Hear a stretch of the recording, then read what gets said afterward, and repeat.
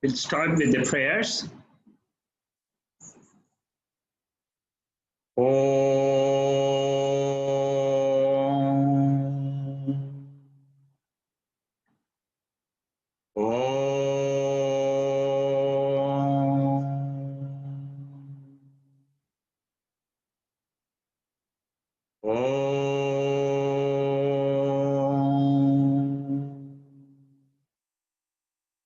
Vasudeva Sutam Devam Kamsa Chanuramarthanam Devaki Paramanandam Krishnam Vande Jagatgurum.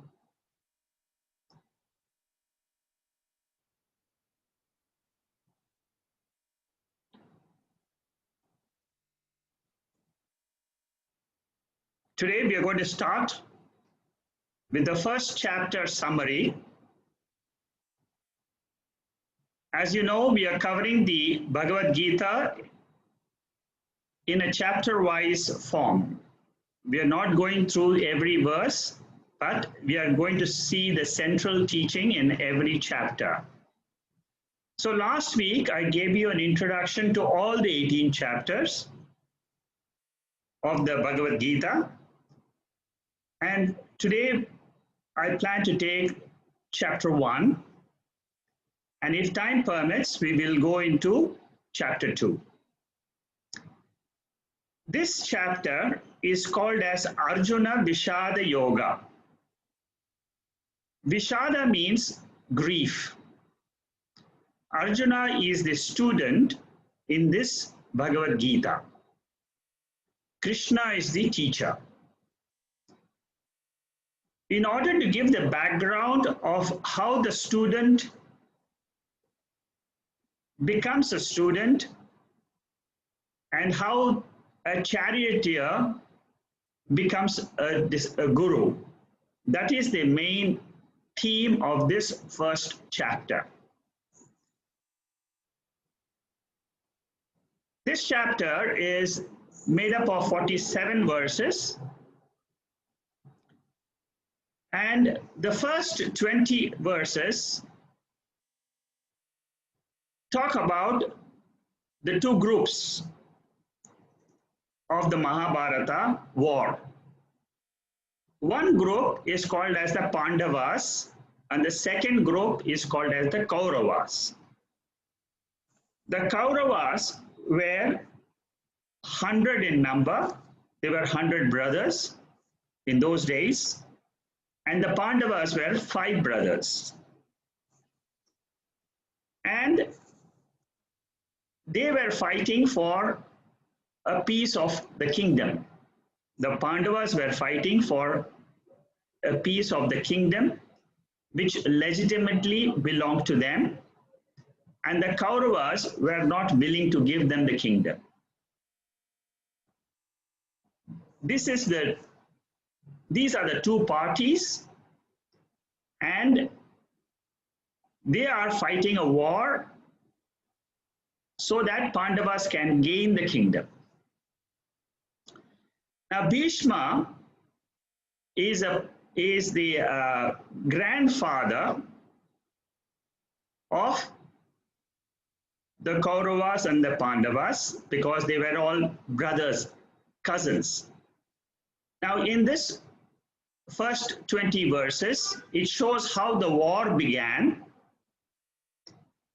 And he was Bhishma, the great grandfather, who was also involved in the battlefield.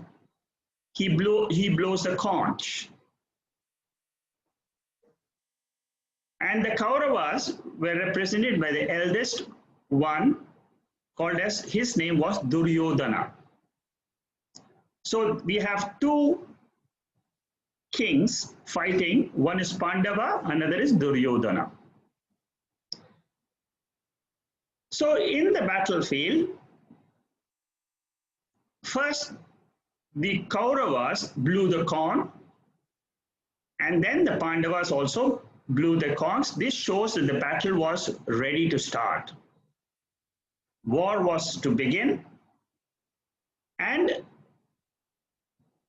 In the first chapter, Lord Krishna is a charioteer of Arjuna. And in this chapter, we find that Lord Krishna doesn't talk at all.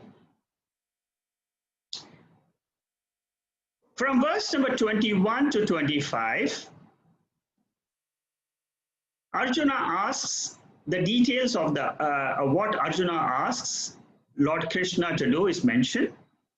He asks Lord Krishna to keep the chariot in the center of the battlefield, so that Arjuna, the hero, could see both the sides of the people who are fighting. Now, this war is seen from a relationship angle. It is a part of the Mahabharata Itihasa, which I introduced last week. And in this historical document, there is a very great teaching called as Bhagavad Gita. So in this, the central point which is being raised and which is being taught is what is our real nature. Then when we go to verse 26 to 47, just to continue what happens in the battlefield, this Arjuna, who had come completely ready to fight the war, he discovers that there are three problems he is facing. Now, what are the three stages in which he goes through emotionally is being described from 26 to 47. The first one is called as Raga. Raga means attachment. This is described from verse 25 to 28. This Raga or attachment leads to Shoka. Shoka means sorrow. And then Shoka leads to Moha. Moha means delusion. Delusion is at the intellectual level. Raga is at the mind level. Shoka is also the mind level. Now, this is a problem not only of Arjuna, but it is a universal problem for all of us.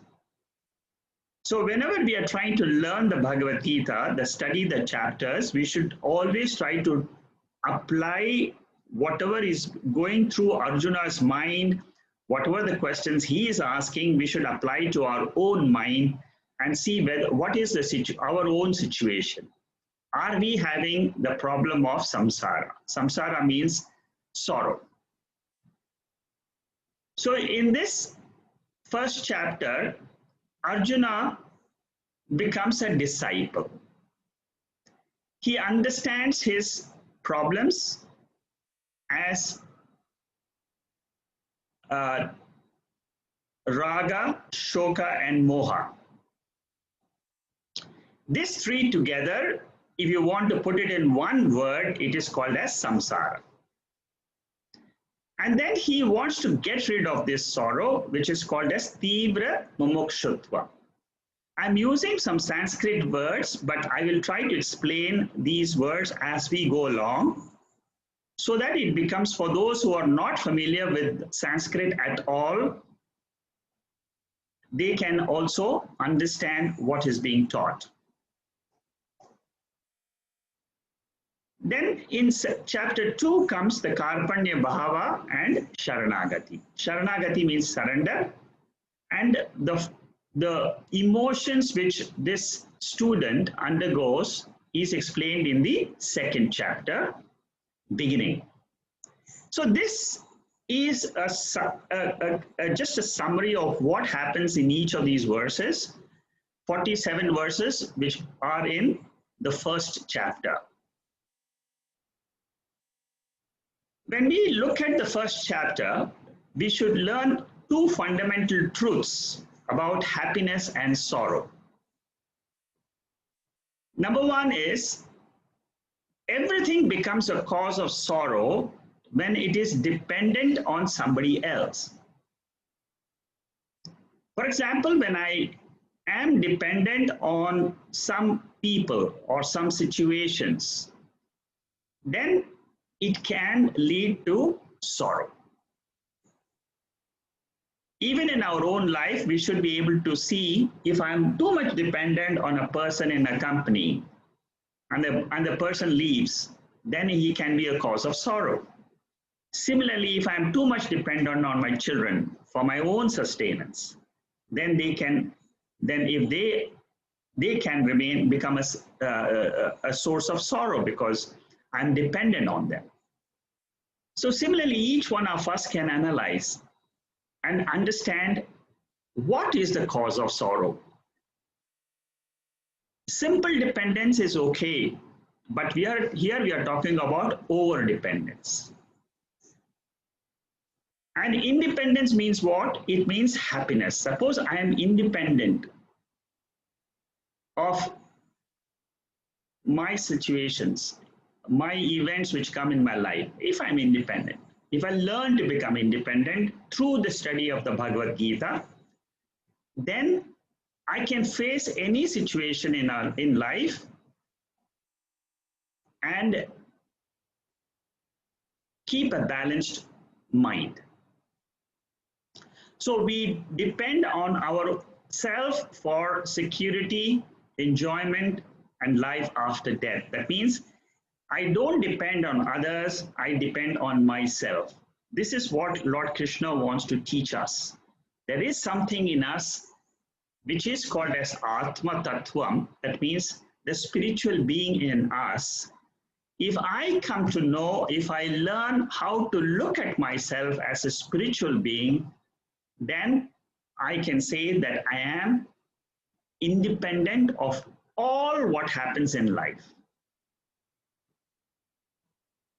So therefore, the second principle is everything is happiness if it is dependent on myself. Myself here means I know the truth of myself, that I am a spiritual being. I am the Atma in this body. Body is just a house, it's a residence for me, for everybody. It is a residence where we come in and we enjoy happiness or we face sorrow in life according to the past karmas. This is how the Bhagavad Gita teaches us. But I am not that person who is undergoing these sorrows in life. I am the Atma. So again and again, we must remember what is the fundamental truth. The truth is in me. There is a awareness, consciousness principle, which if I come to know, then I become independent. I can then face any sorrow in life, any event which comes to mind. Generally, it is said we follow dharma because we are interested in life after death.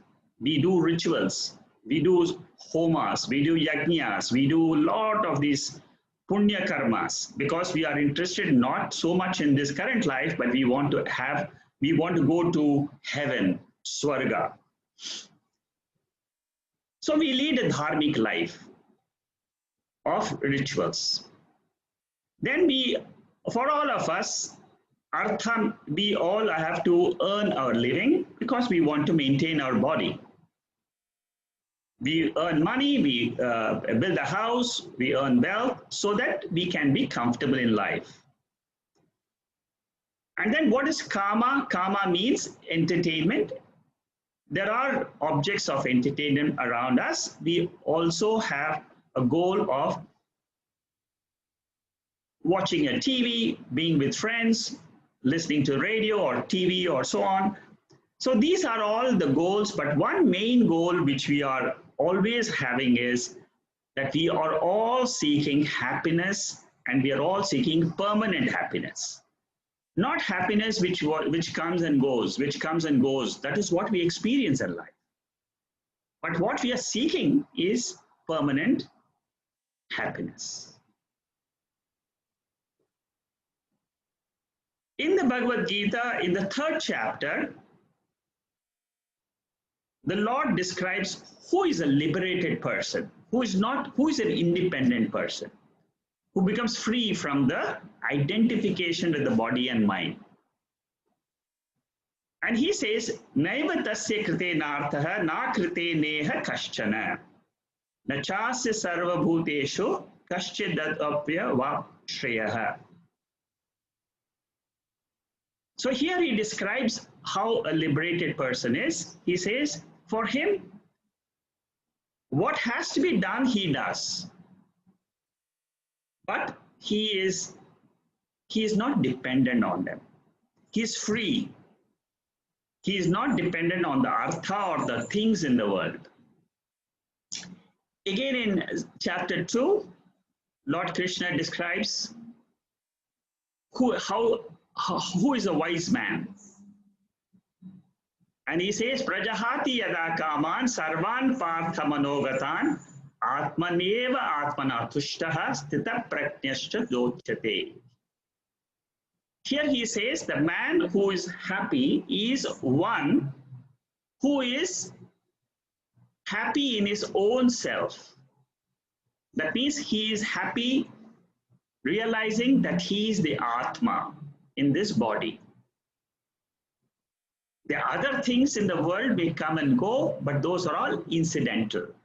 What is eternal is the self in us, the pure awareness, the pure consciousness. Knowing this self is becoming independent of the situations which we face. Another beautiful verse is in the 66th verse of chapter 2. I'm just giving you a short introduction to chapter 1 now. And then I'll tell you the 2 main sections in which we will discuss chapter 1. So here again, what the Lord teaches is that if I have to remain steady in life, peaceful in life, happy in life, I must have the knowledge of the Atma. Atma means the inner core of all of us. We have 5 dresses which we wear, but the essence of these 5 koshas, for people who have done the Tattva-bodha, the essence is the Atma. That self, if I come to know, and I will live as that self throughout my life, I will be a better human being. With a turbulent mind, we can never reach any goal in life, which all of us know. Suppose my mind is disturbed about some event in my family.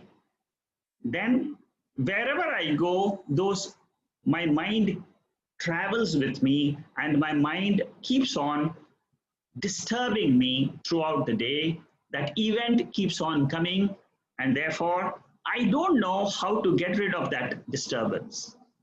Bhagavad Gita teaches us how to get rid of this turbulence in the mind.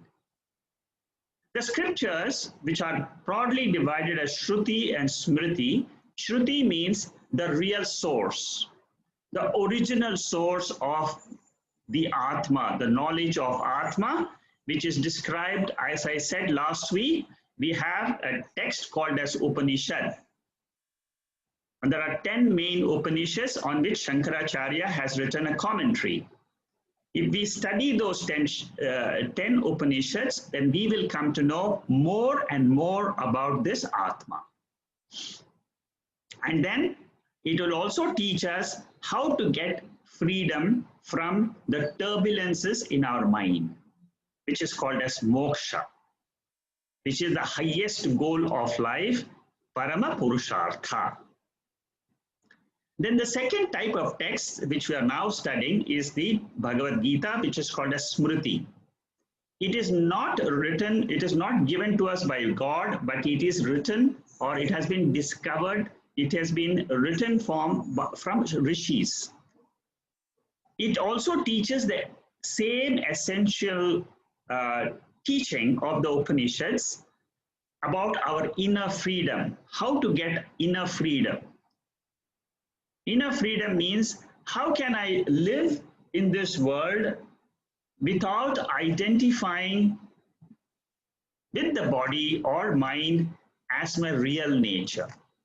We all identify with our body and mind as our nature, which is a normal thing which we have been used to.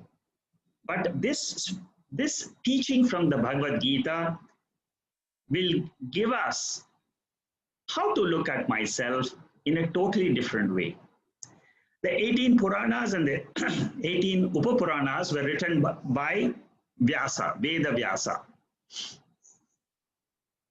And then they say in the scriptures that the goals, 3 goals which we have, dharma, which means doing our duty, artha means earning, kama means enjoying life.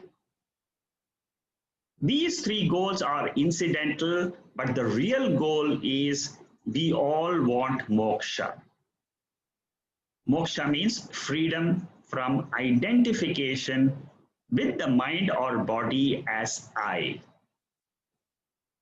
Very important definition of moksha. Moksha means what? It's just a freedom.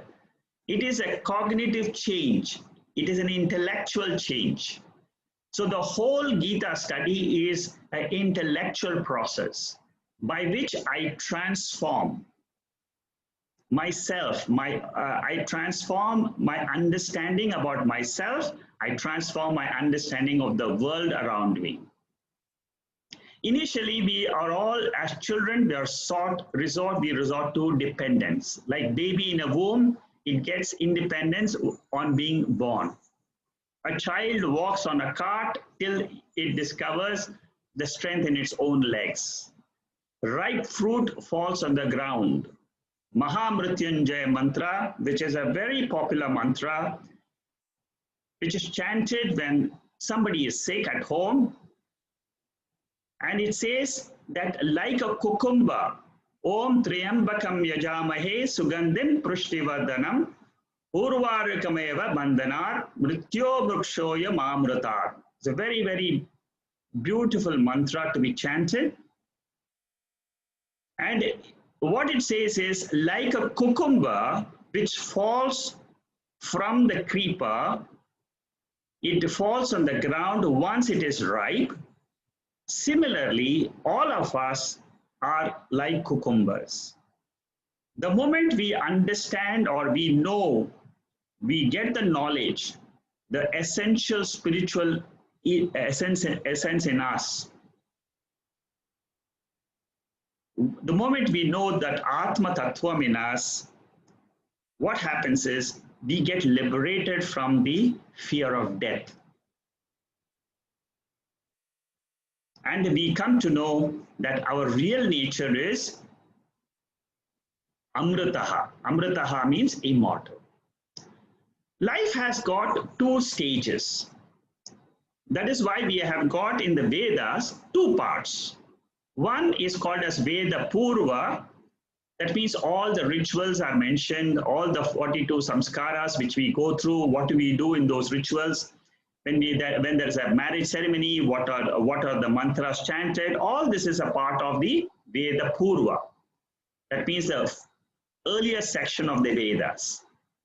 Dharma, Artha, Kama, fulfillment is described in the Veda Purva. These 3 goals or human goals are described in the Veda Purva portion. That means how to earn, how to do a duty, how to earn money, how to get children, how to go to different lokas. Lokas means in the Indian literature, we find there are higher lokas, higher fields of experience of happiness. So those are all the portions which deal with the Veda Purva, means the earlier portion, and they help us for physical, mental, and emotional growth. All of us, we have to go through the first stage, which is called as healthy dependence. And in India, they have divided, in the olden times, there were 4 ashramas. 4 ashramas means 4 stages of life. The first stage was called as brahmacharya. The second is called as grihastha ashrama. Grihastha means householder. Brahmacharya means the stage in which you study. You learn the scriptures, you learn what are the, how to lead life. This is the healthy dependence. Then the second portion is called as vedantaha, which is how to become independent in life by knowing the real truth about myself, which is called as the spiritual growth in us, which leads to freedom, called moksha. And generally, the ashrams, that means the stages of life in which this is pursued in life, is called as vanaprastha. That means generally after the age of 50, you say, okay, I have led my life, I have come to know the problems in life, now I want to know who am I. And then the last one is, or stage is also called as sannyasa. Sannyasa means you totally dedicate your life to learn about yourself. Like a father teaches a son to be independent, a teacher makes the student independent. Veda also teaches one to become independent in life. There's a very beautiful Upanishad called as Brihadaranyaka Upanishad, and then there is a very important mantra which is called as Asato Satgamaya. That's what we generally chant when we finish a class. Some of the classes we chant this. I am just bringing it to your attention because here it says Asato Satgamaya, Tamaso Jyotirgamaya, Mrityurma Amritangamaya. What does this mean? It means lead me from Asat. Asat means from evil, or from what is not truth. Lead me from what is not truth to truth. That means my life as I see it in my waking state is called as Asat. It is not evil, but it is Asat. It is an appearance. So from this, I want to know what is the truth. What is the truth behind these experiences? From darkness, from tamas, I learn to know what is that light in life through which I experience all my joys and sorrows. What is that light of Atma? There is some light. It is beyond, it is a spiritual light. It is beyond the sunlight and the moonlight and the, the tube light which we have at home. These are all material lights. They can be switched on and off. But there is a light in us, the light of awareness, which you cannot switch off. It's always there. For all of us, that awareness principle, that Jyoti in us, is what is the subject matter of Bhagavad Gita. Then the third thing is Mrityoma Amritangamaya. We face life constantly as changing appearances, changing experience, minute by minute, second by second. But is there something which is holding these changes? There must be some holder of all these changes which take place. And that is called as Atma. That is called as the self. It is the light of Atma which is holding all these experiences. We are all attached to the experiences, but we don't know, we ignore the light in which we view this entire experiences of life. That is what Lord Krishna wants to highlight to us. Gita condenses Yoga Shastra and Moksha Shastra. That is what is said at the end of every chapter. The Gita is telling us what are the ways in which we can realize the truth and what is the philosophy behind the truth. Vedas are too big. They need some qualifications. When I say Veda here means the Upanishads. In order to study the Upanishads, we need qualifications. I'll explain the qualifications in the next slide. Gita is very easy for us to understand for all of us. Gita, Bhagavad Gita, consisting of 701 verses, is easier to follow because it teaches us how I can lead my life, how can I lead a proper life of understanding that I am that pure Atma, and how can I transform myself. Vyasa, who has written this Bhagavad Gita, is said to be Lord Vishnu's incarnation, and Krishna is Lord's avatara. It's a dialogue form, which I explained last week, Samvada. This is a Samvada means it is a dialogue between Arjuna, the student, and the teacher is Lord Krishna. The first chapter I would like to divide. I have given you the broad description in the first slide, but here, in order to understand in a brief way, I would like to divide the 47 verses into two parts. One is the battlefield, the context, the historical part, and the second is the bondage part. Samsara Varnanam and Sangatihi. Sangati means context, which is from verse 1 to 27, and Samsara Varnanam. Samsara Varnanam means human bondage. What is human bondage? Which we all have today. That we will go into depth. That is from 28 to 47. The first section, that is from verse 1 to 27, the broad, I've already told you, there are two groups of cousins who are fighting for the kingdom. They have a kingdom, a dynasty of different kingdoms in India. Now they both were fighting for a piece of land. And Kauravas are the people who were the worst of the criminals. That means in Sanskrit, there is the word which is called as Atatayi. Atatayi means what? A criminal who does all types of criminal actions, like he burns the houses of others. He poisons others. He kills others without defense. He steals their wealth. He snatches the land. He snatches the wife of the people. That is called as the Kauravas, one evil type of people. Pandavas were following dharma. That means they were doing duty. They wanted to get what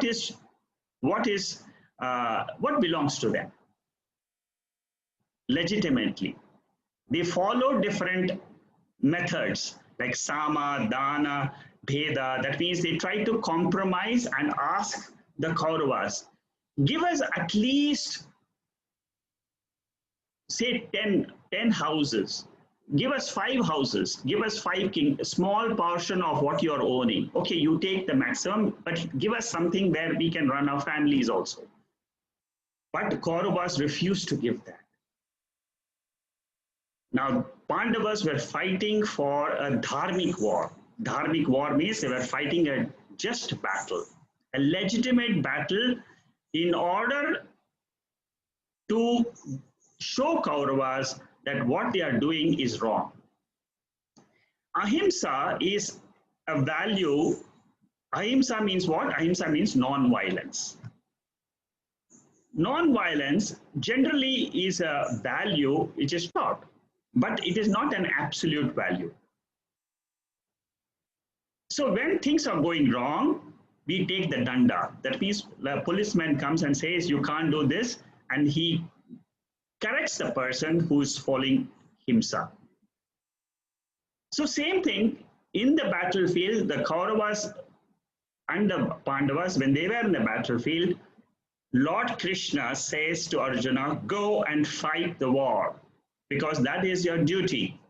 You are a Kshatriya, you are a warrior. If you don't fight, there will be problems in your own mental makeup. And only Kshatriyas, that means only the warriors, are allowed to correct a person with violence. Not the Brahmanas or Vaishyas or Shudras. That means there are other people who are, like for example, in a city, only the law enforcing department, which is the police department, can control or can give punishment to these people who are committing crime in a society. This is in today's world. The same thing was applied in the olden days also. Then the second element where we try to understand this from an emotional angle. Now this is all to do with the army and the background of the two people who are fighting. When we try to understand what happened in Arjuna's mind, then we come to understand there is two things which we should know. One is called as love and the second is attachment. How do we differentiate love? How is it different than attachment? Love is a positive virtue. Attachment is a negative virtue. Wise people, they are embodiment of universal love. That means what? I allow other people to depend on me. Suppose I'm a father. I allow my children to depend on me. I love my children. I love my wife. I love the king. I love I love the people in my society. This is called as a love which is directed from a weaker person to a stronger person. It is born out of independence, whereas attachment is born of weakness. I'm attached to something. I'm attached to the business. I'm attached to, that means I show my, what happens is it is a sense of weakness in me, and this comes out as an attachment. It becomes a dependence, and it always comes with expectations. So in life, what we have to do is grow out of our attachments to objects, beings, and events, situations, and learn how we can be independent all the time. Even with children, make them independent. Don't be dependent on them. That's what the elders say. So the two armies were fighting. They were assembled together, and then Duryodhana, from the Kaurava side, he blows the conch first. And then what happens? The Pandava sides also start blowing the conch. Krishna blows the conch, and then what happens is the war is about to start. And then what Arjuna wants to do is, he tells Krishna, at this point of time in the chapter 1, Arjuna and Krishna, the relationship is Arjuna is a charioteer, the Krishna is a charioteer for Arjuna. So Arjuna was commanding Krishna. He said, okay, take the chariot and put it right in the middle of the battlefield. Let me see who are the two people, who are the people I have to fight with. Now Arjuna had come totally prepared for the war. And at this stage, what happens is at this stage, he is not lost his mind. He is still absolutely ready to fight the war. He says, let me see. And then what happens is,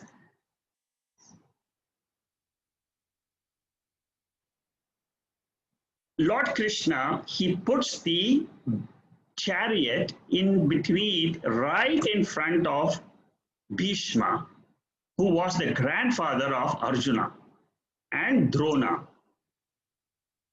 This is what happens, which changes Arjuna's mind.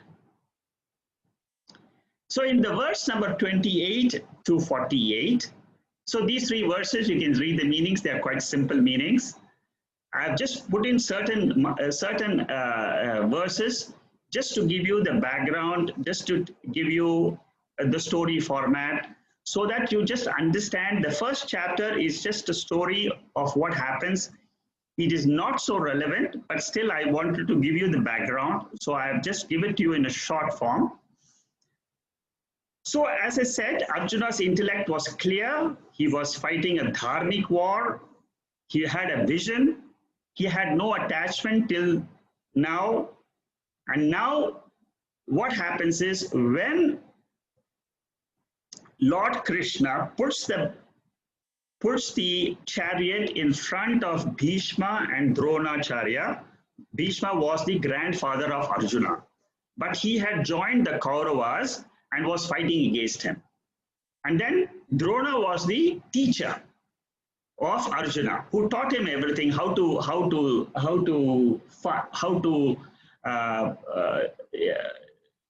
fight with a bow and arrow. He was a teacher.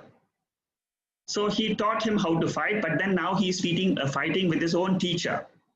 So here he says, Arjuna says, Kripaya paraya vishtaha vishidantam bravid Arjuna vacha. What he's saying is, Swajanam, seeing my own kinsmen, O Krishna, who are eager to fight with me, how can I fight with them?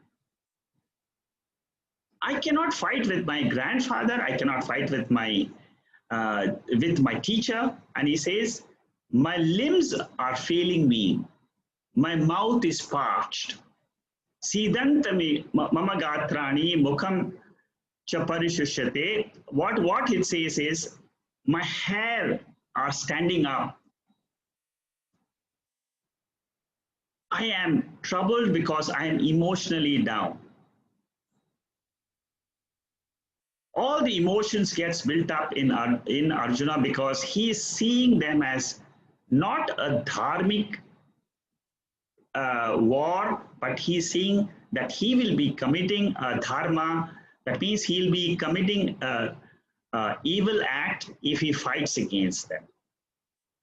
So one thing basically we should understand, many people ask this question, how can you kill people, and then how is it possible that Lord Krishna was teaching Arjuna to go and fight, which involves violence? But one thing we must understand very, very clearly when we study the Gita is that when the war is just war, then it is justified. That means at any time in our life, if we face a situation that there are some things which I have to do, which is to follow dharma, if I have to do something, then I follow it. So in this case, what happens is, avishtaha means intense attachment to the relationships of Arjuna caused the sorrow for him. Death is not an equal sorrow for all of us, because the principle of death depends on one's psychological leaning towards a person. If I'm too much attached, too much involved, too much identified with a person, then I can be extremely sorrowful. But if we know that there is truth, that there is joy and sorrow, there are pairs of opposites in life, and I must learn to live with both. What is this world? The world is nothing else but a pair of opposites: birth and death, joy and sorrow, victory and defeat. All this is, if you go to see, if you analyze the world, you will see that pairs of opposites is all we face throughout our life. And having a balanced mind when we face these two pairs of opposites is what is taught here. So Dronacharya, who was a teacher to Arjuna, he created, that means that attachment to Dronacharya was a like and a dislike. It was an attachment which is called as raga. Now in this diagram, it tells us what is the tree of samsara, what is the sorrow which we face in life. Each one of us can take one or two situations and understand this diagram here. Anytime you feel there is something sorrowful, you find out, is this fitting in this type of understanding? Number one, there is an attachment. I have a like towards something, I dislike certain somethings. And then what happens is this attachment or detachment becomes intense.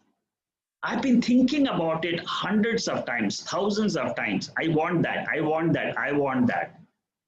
When it goes on and when I repeatedly think of the same thing again and again, it becomes avishtaha. It becomes a great burden in my head. It becomes an intense attachment. And that is what gives us sorrow. Any sorrow you take, this is the analysis which Gita is teaching us. Our own attachment. It is the mind which is the cause of sorrow. It is the mind which can get rid of that sorrow with knowledge. So Shoka is born out of avishtaha. Avishtaha comes from raga dvesha. And always you will find Shoka means sorrow. When I am sorrowful, the main thing which happens in my intellect is I get deluded. Delusion is the cause, sorrow is the cause for delusion. When my mind is clouded with sorrow, I lose the discrimination between right and wrong. It is my own mind which is deluded, and this process of Raga, Shoka, Moha together is called as Samsara. You take any portion of our life, the moment we feel sorrowful, you must be able to analyze our sorrow in these 3 points. The problem of Arjuna that is universal. Universal means whether you are from Africa, whether you are from Japan, whether you are from America, it's a universal problem because it's a human mind problem, mental problem. It is a psychological problem. It can vary, the intensity can vary from person to person, but the problem remains. How intense was Arjuna's sorrow? That is explained at 2 levels. First, it was only at mind level, then it became body and mind level. At mind level, it is mild. Even for us, if the sorrow is only at mind level, it is okay. It can still be cured. But when it comes at the body and mind, it becomes very strong. I can't, my body starts shivering because of sorrow. Then I should take help. Atatayi, according to Dharma Shastra, should be given capital punishment without inquiry. That is what is said in the Manusmriti. It says that Atatayi means people who are criminals. They should be given capital punishment. Capital punishment means they should be put to death because they are the strongest people who have created a lot of sorrow in others. And it's Kshatriya's dharma is to punish and kill. When a Kshatriya or a warrior or a policeman, he is punishing somebody, then he gets punyam, he doesn't get papam. If I and you are involved in trying to give punishment to somebody, then we will get punyam, we'll get papam. Because we are not allowed. It is the policeman who is allowed to take care of the law and order situation in the society. Why is Gita popular? Because Arjuna is a sample of the humanity of any century. You take any century, the human problem of sorrow is always there. And it will be there because we as human beings are born in order to have the pair of opposites. That means there is no joy in life continuous. There is no sorrow in life which is continuous. It is a cycle. It comes and goes. It comes and goes. So whether you are in Poland, whether you are in Brazil, wherever you are situated, this problem of sorrow is what we need to tackle in our life. And we generally in our life, what happens is we grow from attachment to stronger attachments. When we are young, we wanted balloon, then we wanted marbles, then we wanted a car, then we wanted a TV, then we want iPad now. That's what everybody wants, a mobile. So our wants are increasing day by day, but we don't understand the fundamental problem of the desire in us.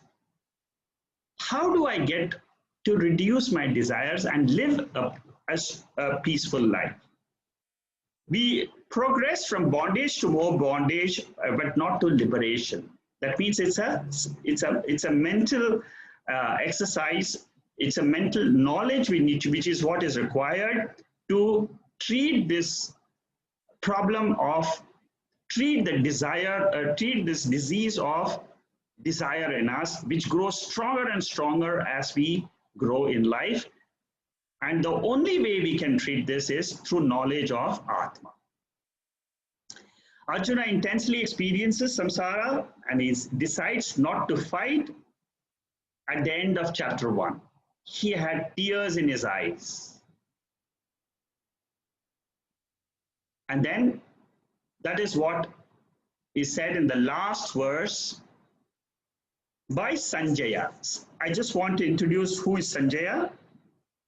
In the Mahabharata, in the Bhagavad Gita, as I told you, there are two people, Duryodhana and Arjuna. They are the people who are fighting. Krishna was a charioteer with Arjuna. These three you know now. Then there are two other people you should know. They come in and out through in the Gita. One is Dhritarashtra. Dhritarashtra means he's the father of the Kauravas. And he was seated in Hastinapura. The two cities which come in Gita, one is called as Kurukshetra, another is Hastinapura. Kurukshetra is, in today's context, it's in Haryana in India. And Hastinapura is a part of Uttar Pradesh. It was the capital of the Kuru kingdom of the Kauravas, and it is believed that the 100 Kauravas brothers were born in Hastinapura to Mother Queen Gandhari, the wife of Dhritarashtra. So Dhritarashtra was a father of Kauravas, and he was seated in another city which is called as Hastinapura, and he wanted to know what was happening in the battlefield in Kurukshetra. In order to know this, he had a confidant, he had a minister under him, was Sanjaya, and Sanjaya is a person, he comes in the Bhagavad Gita, and he is telling this father what was happening in the battlefield. He had some power to know, even though seated miles and miles away, the distance between Kurukshetra and Hastinapura is about 177 kilometers. It takes about 3 hours and 40 minutes to drive. So that is the distance, but still he had that power. This is what Veda Vyasa describes in the Bhagavad Gita. So in the last verse, this Sanjaya teaches, or he tells Dhritarashtra that Arjuna has now put down the bow and arrow and is seated down on the chariot with a mind which is totally distressed with sorrow. The first chapter is only a discovery of samsara, which is, as I said, Raga, Shoka, and Moha. It does not, Arjuna does not seek advice yet. He is still in command, but he is fallen down. The Shastric rule is never advise a person till you are asked. Lord Krishna does not utter a single word in the first chapter. The practical lesson we ought to learn from this is don't try to solve problems yourself in life if there are problems which you cannot solve. We all meet with helpless situations, be it in family, be it in business, we need to seek the help of elders in the family, in the society. If you can't find somebody in the family, go and meet somebody in the society, because they have the maturity to explain to us, to teach us. We need a guru. They become our guru. So the first practical lesson out of chapter 1 is don't try to solve all the problems which you face in life yourself. Seek help. Second is, if you are a guru, suppose you are a guru, you're not a person with the problem, but you are a guru to a person. If you are a guru to a person, don't give solutions immediately when somebody comes to you. Listen patiently so that it may get communicated to the person when the person is ready to listen to you. Suppose somebody comes and throws out all the emotional problems. Oh, this happened, that happened, this happened. What happened? Then you should just remain quiet and listen to the whole process. Be patient. And suppose you see, our normal reaction is to give an intellectual solution immediately. But here what Lord Krishna teaching is, don't try to give a solution immediately. Listen patiently till that person who is trying to tell us his problems completely gives us the full description so that his mind is clear. Only when the mind is clear, when the mind is calmed down, then the teaching, then the guru can start. So this is what the commentators have said about the first chapter. There are 3 or 4 verses which are important verses I have put at the end of the chapter. This is what I'll be doing at the end of every chapter. I will be giving you what are the important verses of that chapter, and you can read it so that you get the gist of that chapter. So with this introduction to the first chapter, I go on to the second chapter. The second chapter is a very, very important chapter. This session is also equally important because this session talks about this gives you what is the main portion we should learn from the entire Gita.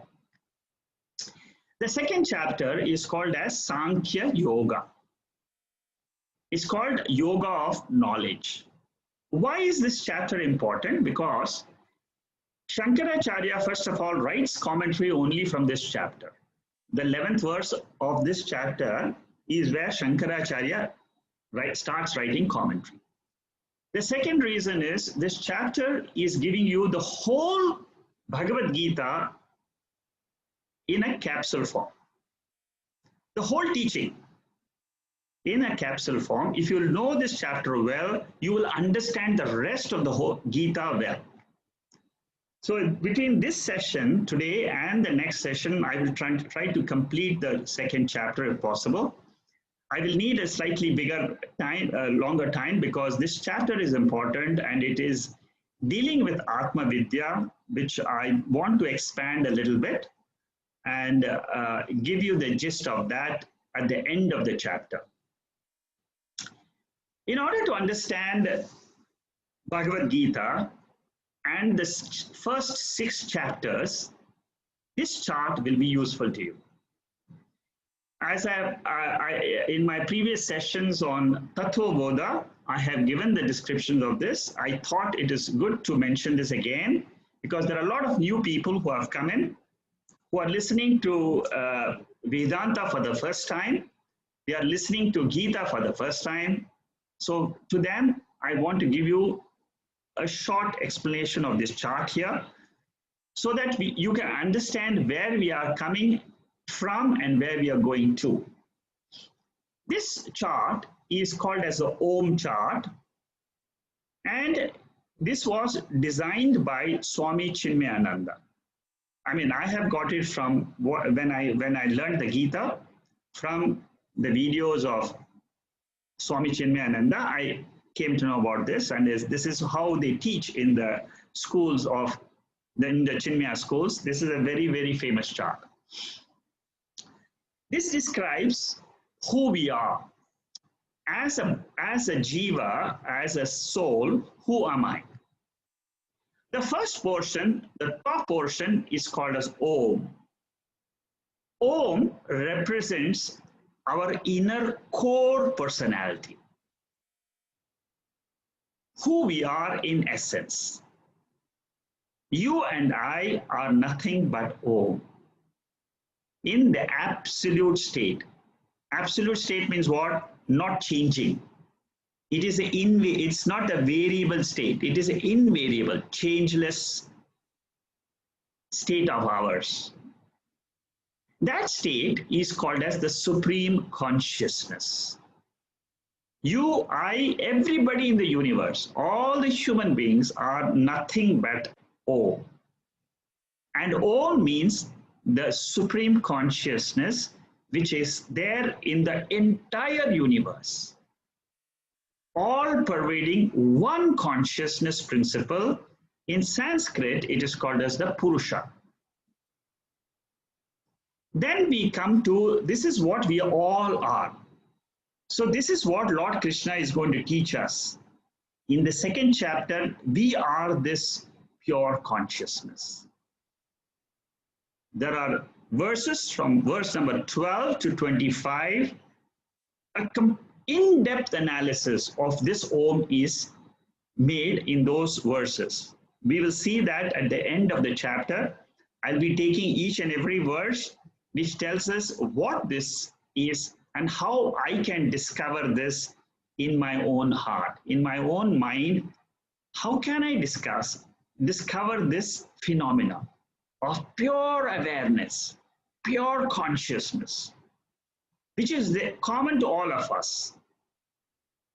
Then we go down.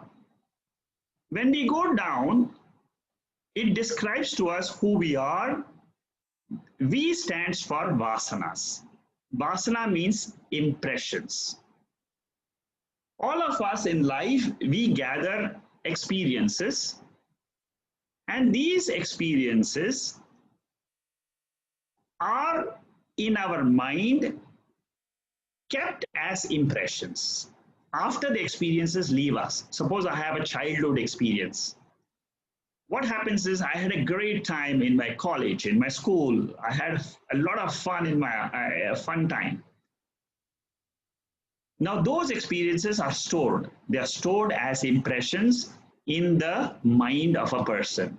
You may call it in general vasanas or memories, but they are not memories, but they are tendencies. And they are in unmanifest form. We call it tendency if it carries from one birth to another birth. That means my memories of the previous birth are called as vasanas. My memories of this birth are called as memories, are impressions which I can recall anytime. But what I had in my previous births or all my previous births, because according to Veda, it says your mind keeps on continuing from body to body. Only the body is changing. External dress is changing. But our mind is not changing. Our mind takes another body. So when we say the mind takes another body, it means the Karana Shariram, which has got the power of all the old impressions, that is traveling from body to body, and that is what we call it as Maya. Maya means it is a power. Each one of us has got this power in us. to bring our old impressions and then live life today based on the old tendencies in us. And what happens is, as we grow out of those tendencies, we become more and more purer in the mind. And that pure mind, when it gets the knowledge of this Om, it merges with that consciousness. It becomes one with that consciousness. So our objective in life is to purify our mind of these vasanas, which are unmanifest, which I can't see, I can't know. My memories I can know. When I bring the memories back today, I can see it as thoughts. But vasana is something which is impressions gathered in so many births. And what happens is, in this birth, only a certain portion of those vasanas, they get fructified and they become actions. So with this, just a little bit, for those who have done the Tattvabodha, this is the Karana Shariram. We go one level down. This is the subtlest portion. It is the subtlest portion of all of us. These impressions, the vasanas, which is called as the causal body. Then we go to body, mind, and intellect. These, all of us, we know the body is the gross body, mind is the subtle, intellect is the subtler than the mind. Body, mind, and intellect, according to Veda, according to this knowledge principle, when we look at this from the consciousness principle, body is nothing but an instrument. Mind is an instrument, intellect is the instrument. These are the three instruments by which we we perceive the world, we feel the emotions, and we think the thoughts. With the body, we perceive. In the body, there are sense organs. Through the sense organs, we see the sense objects. That is, the BPO is one layer. It is the Sthula Shariram. It's a gross aspect of us. That is what we call as Vyavaharya. Vyavaharya means transactional. When we are in transaction, all the 9 factors are involved. Through the mind, I get feelings, emotions. I experience my emotions. Through the intellect, I think, I plan. When I think, I plan, then I identify myself as a thinker. When I identify as with my feelings, I'm called as a feeler. When the same consciousness identifies with the body and with the body's sense organs, it experiences the sense objects. That same I, the pure consciousness, becomes the perceiver. So who am I? If you ask, 99.9% will say, I am the body, mind, or intellect. And through this, I am a perceiver, I'm a feeler, I'm a thinker. So the I, the pure consciousness, without the dress of the body, mind, and intellect, is called as O. The same consciousness with the dress of the body, mind, and intellect is called as the ego, ahamkara, the transactor of in the field of objects. Just 3 more words. One is pramanam. Pramanam means in Sanskrit is instruments. So these are all instruments by which I transacted the body, mind, and intellect. Pramata means the karta, bhokta. That means the doer and enjoyer. So whenever this pure I, which we are in our pure form when we are in the sleep condition, we don't have any identification with the instruments.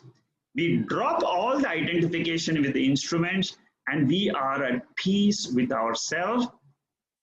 Upanishads, they describe our sleep state as the state in which we are with the Om, pure state of consciousness, not aware of anything. We become aware full only with the instruments. As a body, we become perceiver. With the identification of the mind, I become a feeler. With the identification of the intellect, I become the thinker. But without the dresses of these three, body, mind, and intellect, I am that pure consciousness, which is what is the central teaching of Bhagavad Gita. If I can know who am I, this pure consciousness, then I am that spiritual being. It must come from the bottom of my heart, from the inner core of my personality. If I can say with complete conviction, then that day I can say my spiritual journey is over. I can lead, let the body have any type of experience according to the law of karma. Then I am a liberated person, a free person. This is the goal of Bhagavad Gita. With that short introduction, I'll go on and tell you what the second chapter consists of and how the central teaching of the Bhagavad Gita is explained in the Upanishads, especially in one Upanishad. There is Chandogya Upanishad. In that Upanishad, there is a Mahavakya.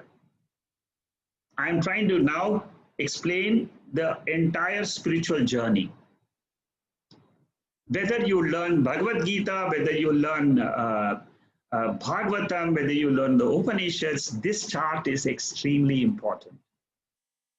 Very, very important chart. Spend some time thinking about it, knowing this.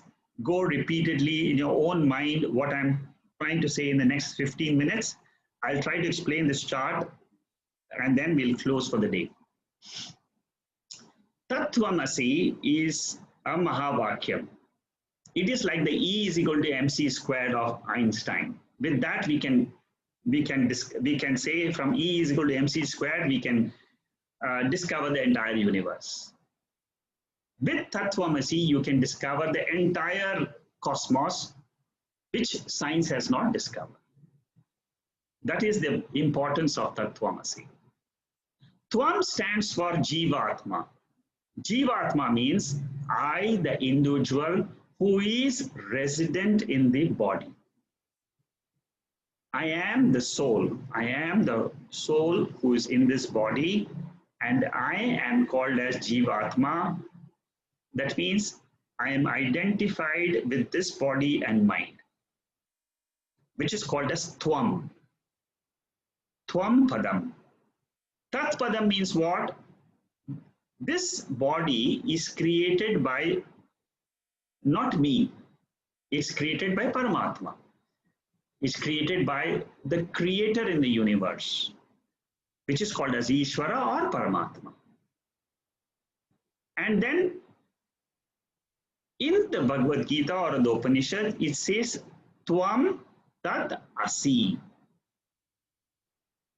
When we say Tvam Tat Asi, it means that there is one aspect of this Jiva, there is one aspect of this Paramatma, which is common between the Jivatma and Paramatma. And that Asi means oneness. Aikyam. Aikyam means oneness. In the Bhagavad Gita, in chapters 1 to 6, this Tvam, that means this Jiva, is explained in complete form. Who am I is this central description in the first 6 chapters. In the next 6 chapters, from 7 to 12, the Ishvara, the creator, the one who is in the entire universe, who according to the Gita, it says the entire universe is nothing but the Lord. That One Paramatma is explained in the 7th to 12th chapters. And then in the 13th to 18th chapter, oneness. What is this oneness? What is this Atma? What is this consciousness? How is this one between the Jivatma and Paramatma is beautifully explained from 13 to 18. We go a little bit deeper. When we say I am the Jiva, I am the soul, I am a mixture of two things. One, I am a mixture of gunas. Gunas means attributes. I am a mixture of the matter and the spirit. The matter aspect in Sanskrit is called as sagunam, with gunas. The spiritual aspect of mind is called as nirguna, without guna, without property, without attributes. So I am a mixture of matter and the spirit. The spirit is also called in Sanskrit as Chaitanya. What are the things which we can learn about the matter principle? The matter is nothing else but the three sharirams. This is what is taught in the Tattva Bodha. Again and again, do not forget Tattva Bodha, the 5 sessions which we had conducted. For those of you who are new, I recommend for you to see those 5 sessions of mine, which is there in the YouTube. The 5 sessions which describe this entire sagunam, this entire the left side, which I'm talking about. The Tattva Bodha is the basic text written by Shankaracharya. It will teach the terms which are used in the Bhagavad Gita. That is why we say that is the basic text, and then you learn this Bhagavad Gita. So the 3 bodies which we have, the 5 koshas, the 5 dresses, and the 3 states which we experience, the waking, dream, and sleep, these are all called as sagunam, with gunas. That means when I experience my waking, dream, and sleep state, I am with gunas. And the matter principle is called as anatma. It is visible to you, is visible to me. And this matter principle is called as the lower nature. So this is one aspect of me. That is the matter principle. The 5 elements, they constitute my body, gross body, as well as the subtle body. My mind is also nothing else but earth, fire, water, the 5 elements. Nirguna means what? It is the spiritual side. I am the Chaitanya. Now, when I look at this this spiritual aspect of mind, then we say this is called as Paramarthikam. This is absolute. Absolute Paramarthikam means absolute. And absolute means what? It is the changeless nature of mind. This is the first thing you should understand about Atma. I am that pure consciousness which is not changing from birth to death. It does not change before birth, it remains the same. After death also I remain as pure consciousness. This is the teaching. Knowing this pure consciousness, I can say I am eternal. I am immortal. I can depend on this consciousness because it's always me. It's there always with this body and mind. I can never be without Atma. I can never be without this pure consciousness. That pure consciousness is the Lord Krishna in my body. That is how I have to look at the Bhagavad Gita.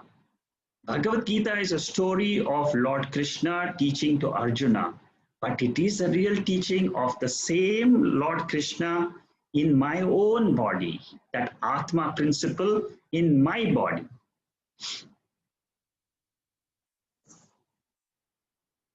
So this aspect of mind is a mixture of matter and the spirit. The spirit is called as Atma. It is invisible. It is my own higher nature. It is that Om. What is the lower nature? The lower nature is the three sharirams, the body, mind, intellect, perceiver, feeler, thinker, objects, emotions, and thoughts. They all are the lower self. The higher self is the Om, the Atma, the spiritual. So this finishes the Jiva. Then we go to Paramatma, which is the creator. The creator also has the same two aspects. What are the two aspects? The matter principle. And what is the matter principle? The whole universe, the cosmos. In the 11th chapter, 10th chapter, the Lord says, I am the entire universe. That's it. That's his description of what the Lord is. Very beautiful 2 chapters. That is called as the Vyavaharikam. In the transactional field, the description of the Lord is the entire universe consisting of 3 prapancha. In the case of the individual, it was the 3 bodies. In the case of the Lord, it is the prapancha, which is the universe. Prapancha means the entire 5 elements constituting the whole universe. That is also made up of gross, subtle, and causal. All the minds put together is called as the subtle body of the creator.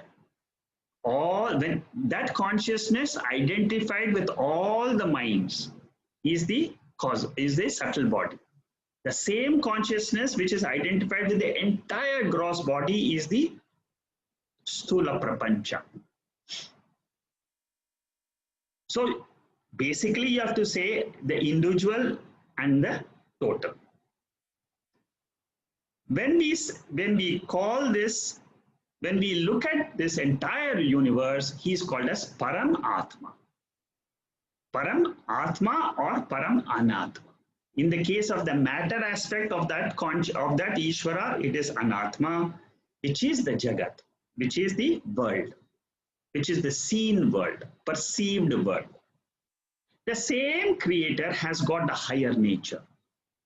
All this will be taught to us in the Bhagavad Gita. In the chapter 7 and 9, the Lord will say, I am the whole universe, I am the earth, I am the fire, I am the air, I am the space. At the same time, I have another higher nature. In the second chapter, the Lord says, Arjuna, you have a higher nature, which is pure consciousness. In the 7th and the 9th chapter, the Lord says, I have, that means in this universe, there is another higher principle at the totality level. That is what is called as the Nirgunam Chaitanya. If you see the description of the Nirgunam in both, it is exactly the same.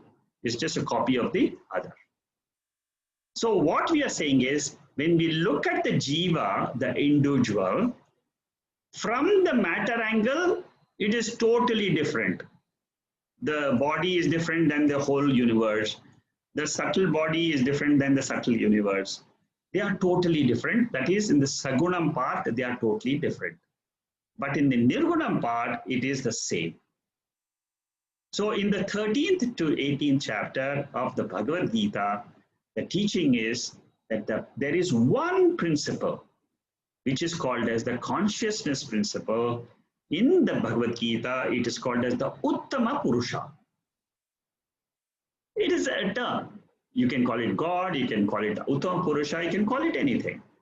But if there is a consciousness principle, awareness principle, that is what is said is the common aspect between the Jiva and the Paramatma. This is the description of the entire teaching in the Bhagavad Gita. It is the essence of the Upanishads. It is the essence of the Bhagavatam. It is any literature which you take, this is what is being taught. If you have any questions on this, you can ask me. But this is what you should know as the essence of the entire teaching.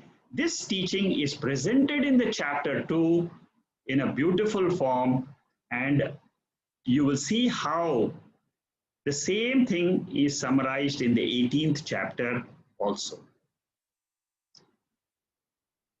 When we look at the Bhagavad Gita, the first section, which is from chapter 1 to 6, if you group them together, it is called as Shatkam. Shatkam means section, and it has got three main parts, three main descriptions. One is the Jeeva Swarupam, which is Sagunam and Nirgunam, which is what I said. In the first section, what is taught is also how do I prepare myself for learning the Nirguna Swarupa. How do I prepare my mind to know Atma, to know this pure consciousness principle? And that is through Karma Yoga, which is also explained in the first section, especially in chapter 3, 4, 5. 3 chapters are devoted to Karma Yoga.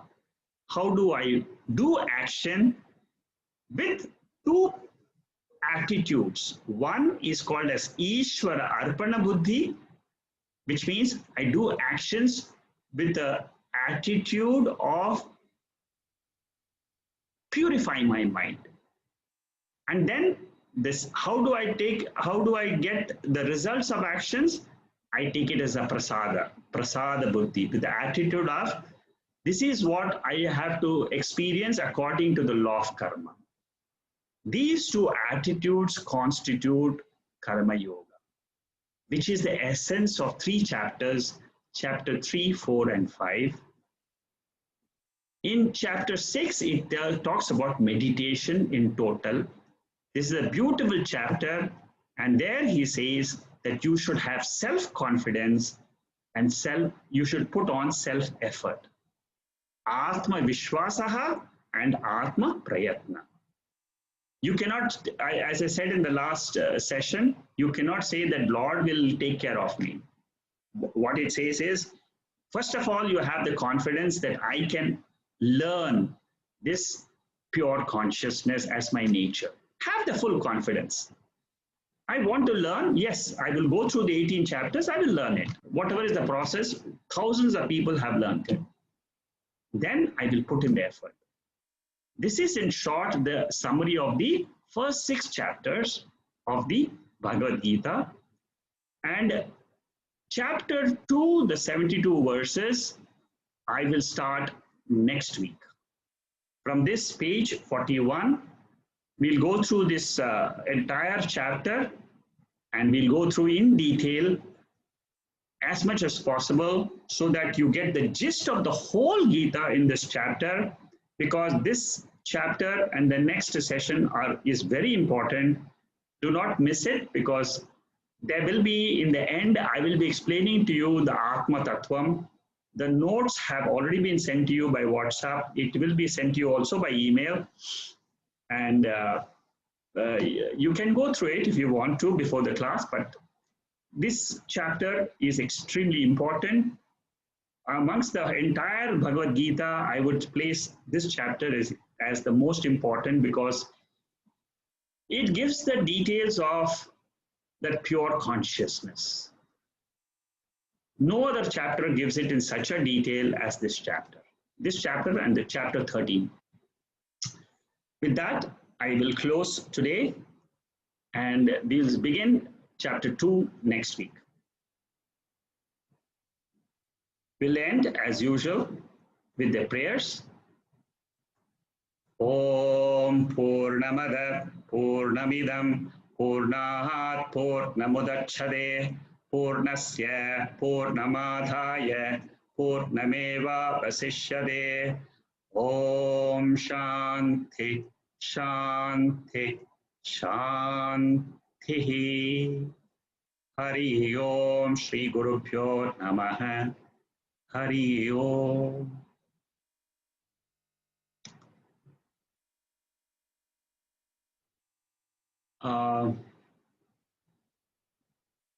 I'll see if there's any questions. Oh.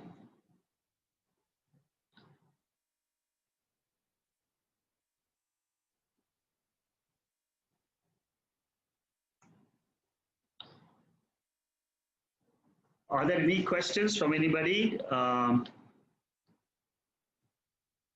I'll just check if there's anything in the chat.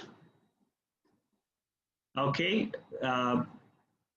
just a thank you from people. Do you have any questions? Anybody you would like to ask any questions? Anything with related to what we have taught today or anything else? Shanmugam, can you unmute everybody?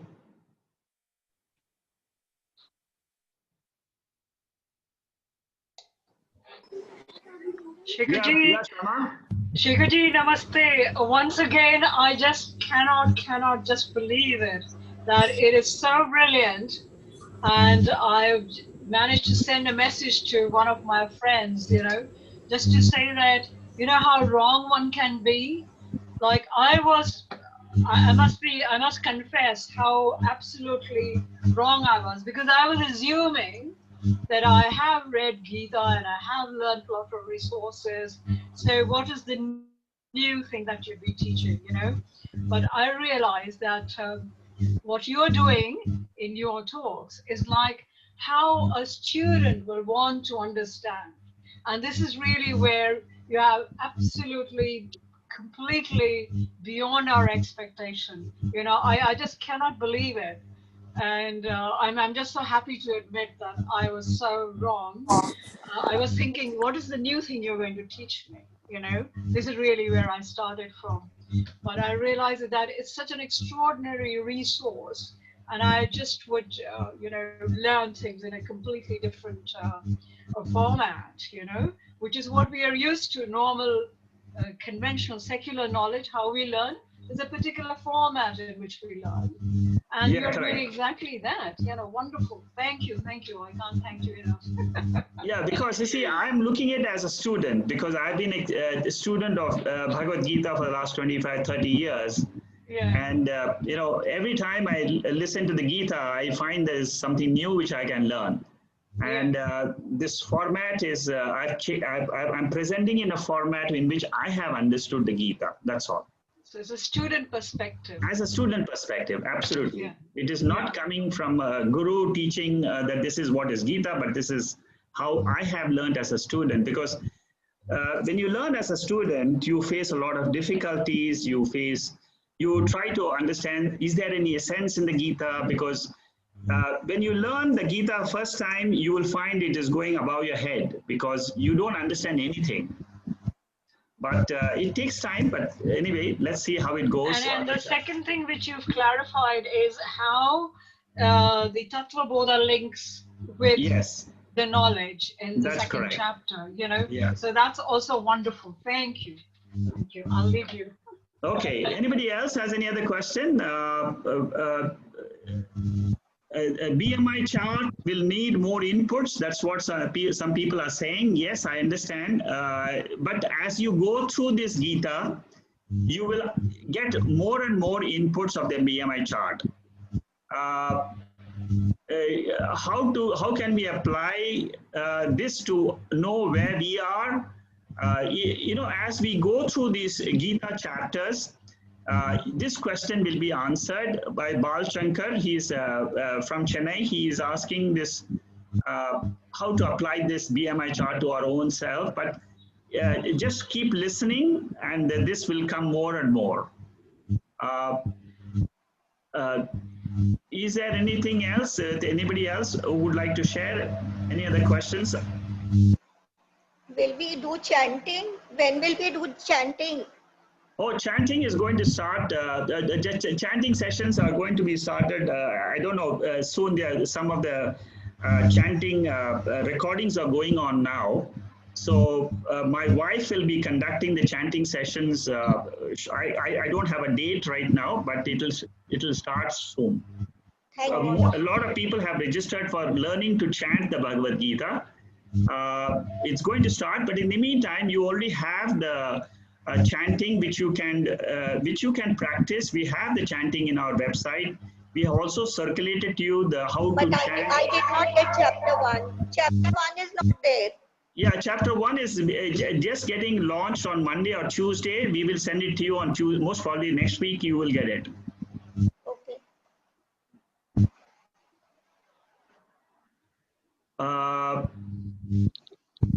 Anything else from anybody else? Okay, just now you were saying about chanting. That means we must be well with Sanskrit or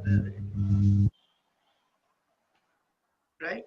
Yeah, okay. What's your question, Bhavai? The chanting, as you were saying, Yeah, yes. but you must be well versed in the Sanskrit.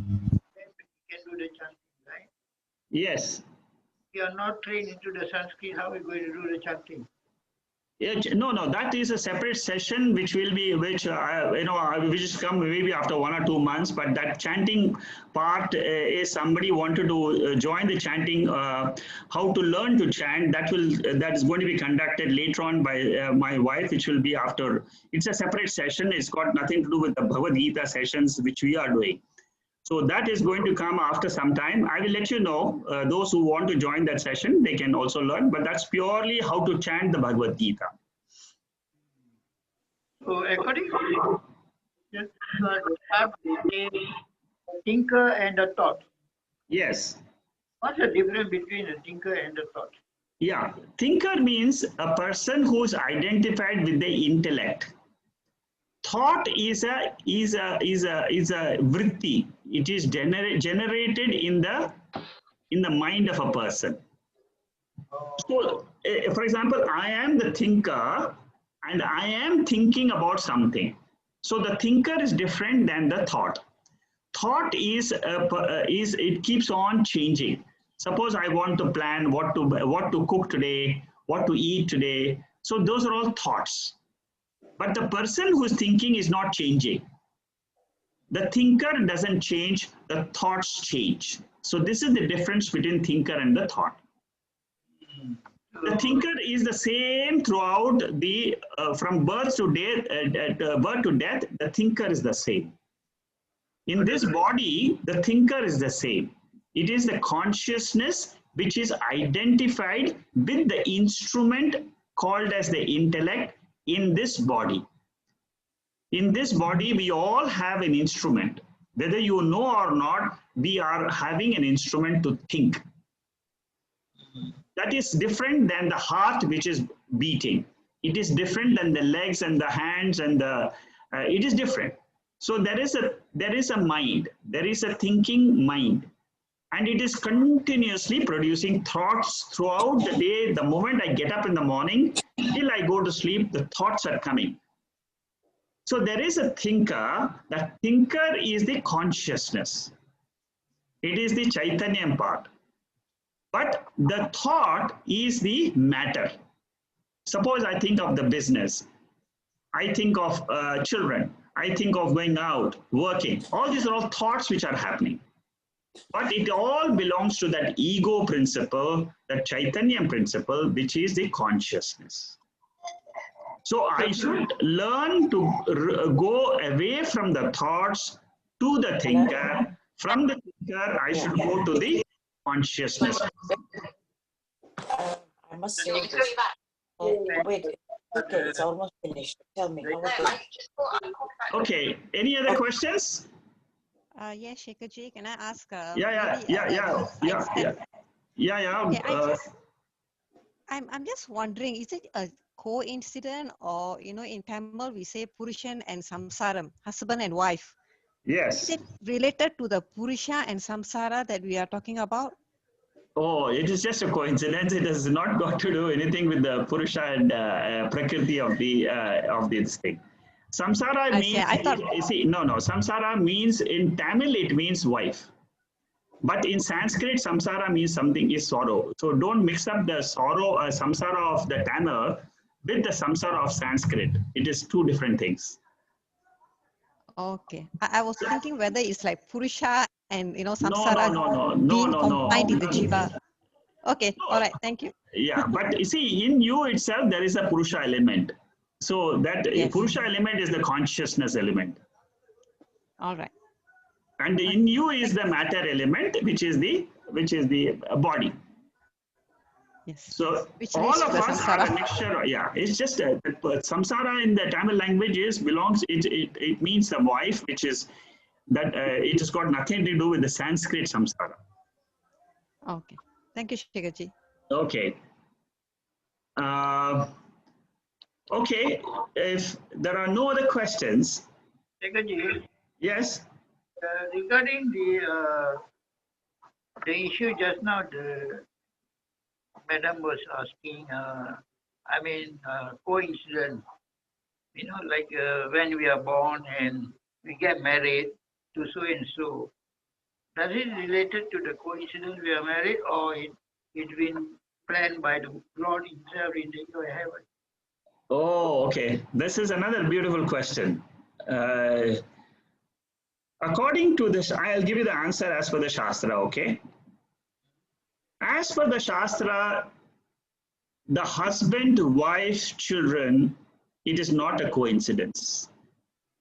It's very clearly mentioned that because of the vasanas, impressions of the three people, that means the children, the family come together. The siblings. Why are the siblings born in particular family but not in another family? Why the child is born to a mother, this mother, and not to another mother? Why this wife comes to me in my life and not some other girl who I really wanted to get married but I could never get married? So this all answers come only from the law of karma.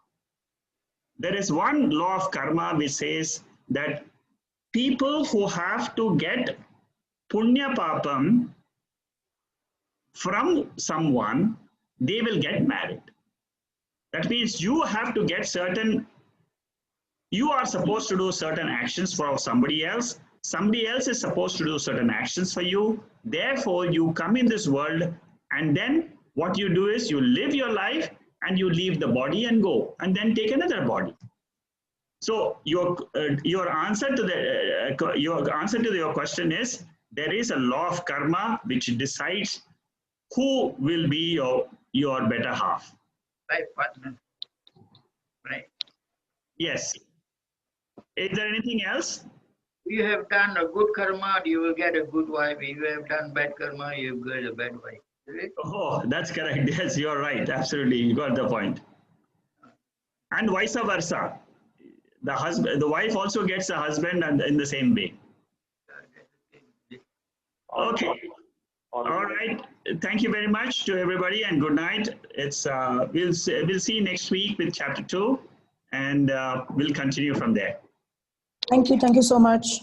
Thank you. And if you have anything else specifically, you can write to me. I can answer directly to you by WhatsApp. Thank you very much. Thank you and good night. Thank you. Thank you. Good night.